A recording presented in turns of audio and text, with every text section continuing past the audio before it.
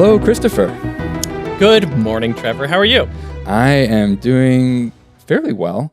Fairly well. Yes. You're looking good. I like the beard. Oh, thank you very much. Yeah, I am sporting that these days.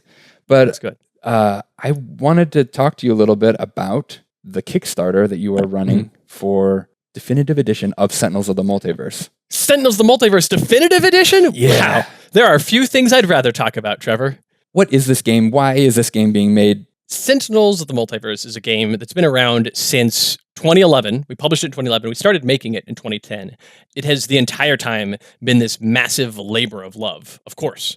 And over the many years of making it, we told so many stories, and we created all these heroes and villains and environments and all the stories that take place across all these different fake comic books. As we near here the 10th anniversary of the release of Sentinels of the Multiverse, we were like, this needs a new version, a new edition. The art is clearly dated. Adam, the artist who's done all the art in the game, will be the first to tell you that the art does not stand up and must be replaced immediately.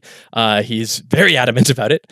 We started with the idea of we could clean up some mechanics and we could polish up some things. And the more we worked on it, the more we realized it needed so much more. It needed a whole new coat of paint. And not just the paint, the scaffolding holding it up. And so we went back to the drawing board on art and the mechanics and the layout of the game itself. We were working with a couple of awesome graphic designers to make every part of the game look far better than it ever did before, and every part of the game feel better. The playtesting went into some depths that we've never really touched before, and we reworked a bunch of the mechanics to streamline every part of the game. We really wanted to have the best, the cleanest, the most definitive version of Sentinels of the Multiverse for this 10th anniversary release, and so that's the plan. The Gen Con 2011 was the original release of Sentinels of the Multiverse, and around Gen Con 2021 will be the release of Sentinels of the Multiverse Definitive Edition.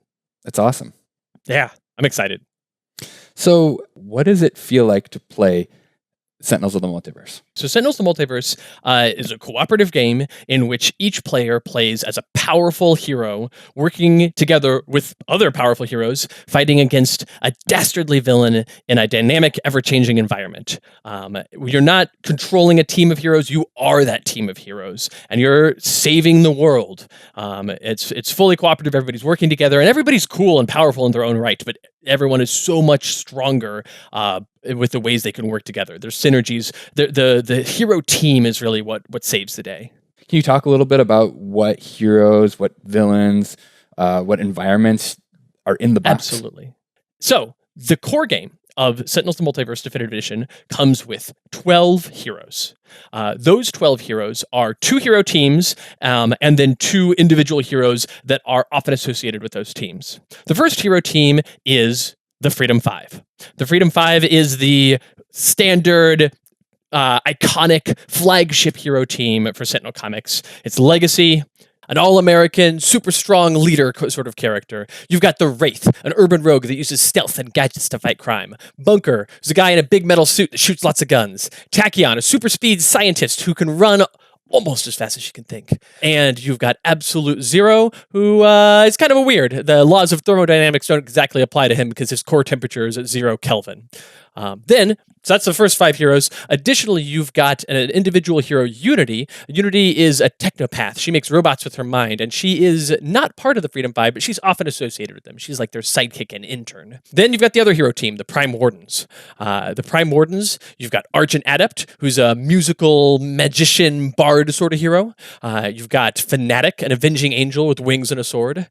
Captain Cosmic, who can control these golden cosmic constructs that he makes. Tempest is an alien ambassador that can control the weather, and Haka, an immortal Maori warrior who upholds the traditions of his people to a superhuman degree. And then the last hero for Definitive Edition is Ra, and Ra is the ancient god of the sun, of course. He is not a member of the Prime Wardens, but he is often associated with various other members of the Prime Wardens. So those are our 12 heroes for Sentinels of the Multiverse Definitive Edition. And then there's also villains. There are villains, dastardly villains, terrible villains. You've got 6 villains in the core game of Sentinels the Multiverse. You've got Baron Blade, the mad scientist who wants to destroy the world with his Terralunar impulsion beam. Citizen Dawn, the superpowered supremacist. Grand Warlord Voss, a conquering alien warlord with a fleet and gene-bound minions. Omnitron, who is a rampaging robot that wants to destroy all humanity. Akash Buddha, an ancient earth spirit that wants to destroy all humanity. And the Matriarch, a bird-controlling goth teen. She's fun. But she hates everybody and can control birds, so we should probably stop her. And all this takes place? Yes, in environments. There's a collection of environments in Sentinels of the Multiverse Definitive Edition, such as Megalopolis, the bright and shining city of the future, Freedom Tower, headquarters of the Freedom Five, Insula Permalis, an island heated by an active volcano covered in dinosaurs, Magmaria, the city of the Magmen, deep beneath the crust of the earth, the ruins of Atlantis, hidden on the ocean floor for centuries, filled with magical mysteries, and the Wagner Mars base, which is a base on Mars. So you've set the scenes, you've Yes. assembled a cast of characters. Yeah. Now, how does Sentinels of the Multiverse play? When you play Sentinels of the Multiverse, each hero has their own deck of cards. They have their own character card. And so you have each hero set up in their own way. And then the villain also has its own deck of cards. And the environment is a deck of cards as well. Villains and heroes have character cards that control like who they are, shows you their main stuff. For heroes, they have their innate powers. For villains, they have their gameplay information. And then heroes each take their turns going around the table. But first, the villain acts. The villain does anything on its character card. It turns over the top card of its deck.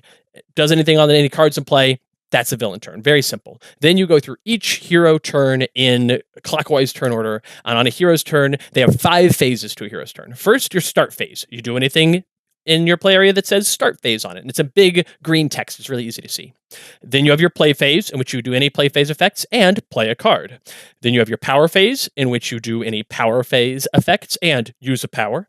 And then you have your draw phase, in which you do anything that says draw phase and you draw a card. You end your turn with your 5th phase, the end phase, which, again, big red text on a card that says end phase. It makes it stand out very nicely. And then the round ends with the environment turn, in which, again, you do anything that's already on cards in play in the environment play area. You play the top card of the environment deck, and that's it. And so you've gone around the whole table, heroes, the environment, and that's Sentinels of the Multiverse. Now, to win the game, the heroes must work together and defeat the villain. And frequently that's just like, okay, we've got to stop the villain. We've got to get rid of all of their HP before they get rid of all of our HP. If we lose all our HP, we're all incapacitated and we lose. If the villain loses all of its HP, then it loses. But sometimes certain villains have other win and loss conditions. Like the mad scientist Baron Blade wins if he finishes his countdown and pulls the moon into the earth. It doesn't matter if everybody's at full HP. If the moon hits the earth, that's real bad. Each villain has on their own character card their own mechanics that indicate what ways the game changes for that villain. Earlier, you talked about the redesign of the product. Can you talk a little bit more about that?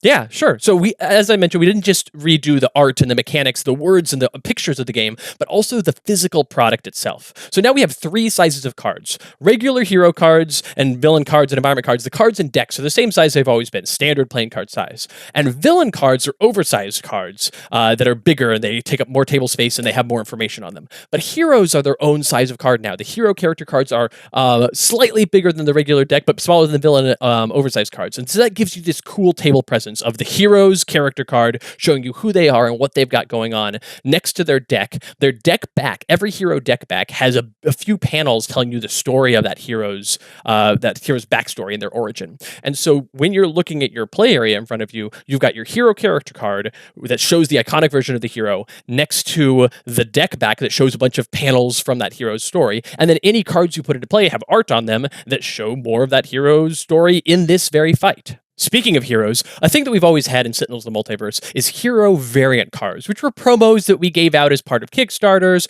or you could get them at conventions from us, but they were sometimes hard to get a hold of. So we wanted to take all of the variants over the course of the Definitive Edition publications, of the course of the products we're going to be making over the next several years for Definitive Edition. We're going to take all the variants and put them right in the core game boxes, not have to do some sort of fiddly thing to gather promos. And as a result, in this core game, it comes with one variant card for each hero, a first appearance variant, which is one that's never been seen before. It's a brand new variant for each hero depicting their first time they ever show up in the pages of Sentinel Comics. So the cover, the front of the card, of the first appearance variant card, has the hero's information, it's got their innate power, but the picture, instead of just being like a picture of the hero doing something, it's the actual image of that cover of their first appearance.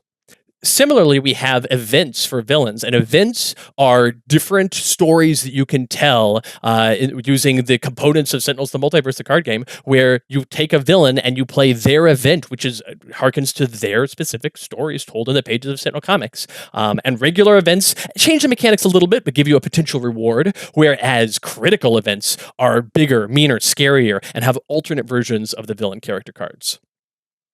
The game also comes with a bunch of other components that are useful too. You've got great tokens for tracking hit points, and you've got tokens for keeping track of any sort of +1s or -1s or modifiers like cannot deal damage or immune to damage.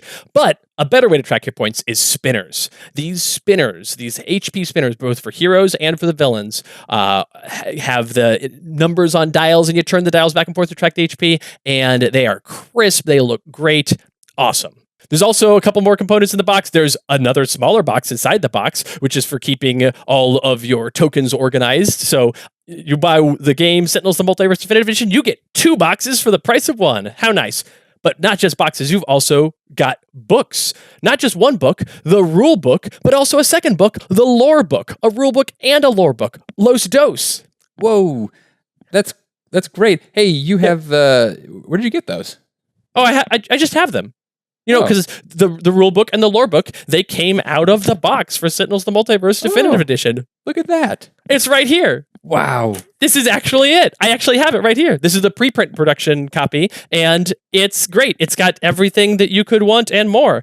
Yeah, and everything fits so nicely in this box. There's a channel for the cards. There's a box that you put your tokens in. There's space for everything to fit, and it works out just perfect. Just perfect. I'm so excited that we get to bring this game together in such a fine form, such it's got a little definitive form. Yeah, it's got a spot UV on the name. Yeah, it's got just a little bit of shine. There we go.